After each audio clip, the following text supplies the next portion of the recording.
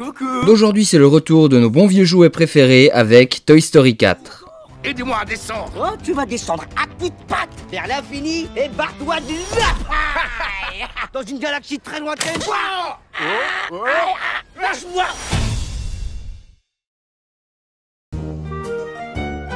Il y a maintenant 24 ans, retentissait dans les salles obscures cette chanson avant un film qui allait totalement changer la face de l'animation, Toy Story, le tout premier film entièrement en images de synthèse de l'histoire, qui en plus d'être une véritable prouesse technique, montrait déjà le talent de Pixar pour réaliser des contes générationnels travaillés aussi drôles que touchants.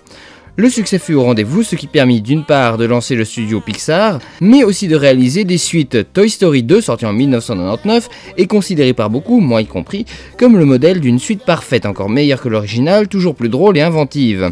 Et Toy Story 3, sorti en 2010, est considéré par beaucoup, moi y compris, comme le modèle d'une bonne conclusion émouvante. Vous l'avez compris, la trilogie Toy Story fait un sans faute, et après une fin aussi bien menée et aussi émouvante, l'étonnement fut complet en 2014 à l'annonce d'un 4e film. Beaucoup furent sceptiques, mais me concernant, j'ai toujours fait confiance à Pixar, qui nous a déjà pondu un nombre incroyable de chefs-d'œuvre, et qui au final n'aura réalisé qu'un seul vraiment mauvais film. Donc je me suis contenté de me dire... Ces gars sont des professionnels, ce sont les meilleurs. Et donc nous voilà enfin en juin 2019, et verdict... Je ne comprends pas. Je ne comprends pas. Comment est-ce que Pixar fait pour toujours trouver les bonnes idées et réussir malgré la fin parfaite du 3 à faire un 4e film cohérent et justifié? Parce qu'on va commencer par là, Toy Story 4 n'est vraiment pas la suite de trop, et sonne encore cohérent et même nécessaire puisqu'il conclut le cycle raconté par la saga depuis le tout début. Le premier Toy Story parlait de l'enfance, de l'imagination dont on fait preuve à cet âge-là, et notre relation aux jouets. Le deuxième film parle de l'adolescence, de cette période de doute où on remet en question notre univers et où on se demande quelle est la meilleure route à suivre pour nous. Et le troisième opus parlait de l'âge adulte, quand un cycle se finit et qu'un nouveau commence, quand on doit dire adieu à l'enfance et avancer. Et donc ce 4e Toy Story parle de la mort, ou du moins de la retraite, de ce moment où notre boulot est terminé et on doit se retirer et admirer notre héritage.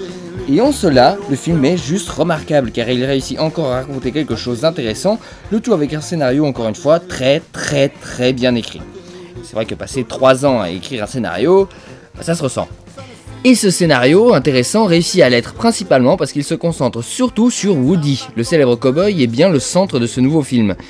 Car là où Toy Story 3 concluait l'histoire de Andy, Toy Story 4 conclut l'histoire de Woody, et le fait extrêmement bien. Pour les autres personnages, ils sont du coup fatalement un peu en retrait, ce qui les empêche pas d'être utiles au scénario, et toujours sympa à suivre, mais au final, le film se concentre surtout le développement sur les nouveaux personnages, comme Gabi Gabi, la poupée, qui, malgré un doublage assez approximatif par Angel, est un personnage à l'histoire assez touchante.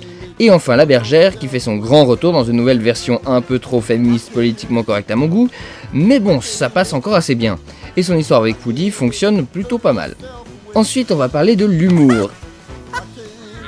Car après un 3e film résolument plus sérieux, même trop parfois, Toy Story 4 est clairement le plus drôle des Pixar depuis Toy Story 2. Déjà, les gags de base sont très bien mis en scène par le montage et le cadrage, et ensuite, beaucoup de l'humour passe par les excellents personnages. Bon déjà, il y a les 2 comic relief, Bunny et Ducky, qui même s'ils sont totalement inutiles au scénario, ont quelques gags assez hilarants. Et enfin, on a le meilleur personnage secondaire de la saga avec Duke Kaboom, le cascadeur canadien. C'est bien simple, il ne pouvait pas ouvrir sa bouille sans que je sois mort de rire, ce personnage est génial. C'est une publicité, c'est pas la réalité, je peux pas jumper aussi loin. Ensuite, parlons graphisme.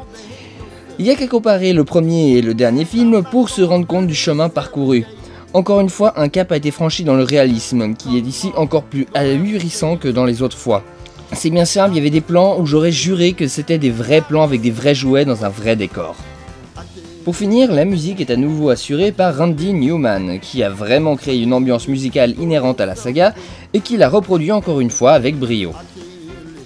Pixar reste au sommet dans ce nouvel âge d'or initié par Coco, avec un film qui à nouveau met l'émotion et le scénario au centre, et lancé comme ils sont, j'ai vraiment hâte d'être l'année prochaine pour découvrir les 2 projets originaux qu'il nous réserve. Vous ne pouvez pas vous en aller. Woody, attention! Une chose dont je suis sûr, un jouet Chapeau. ne renonce jamais.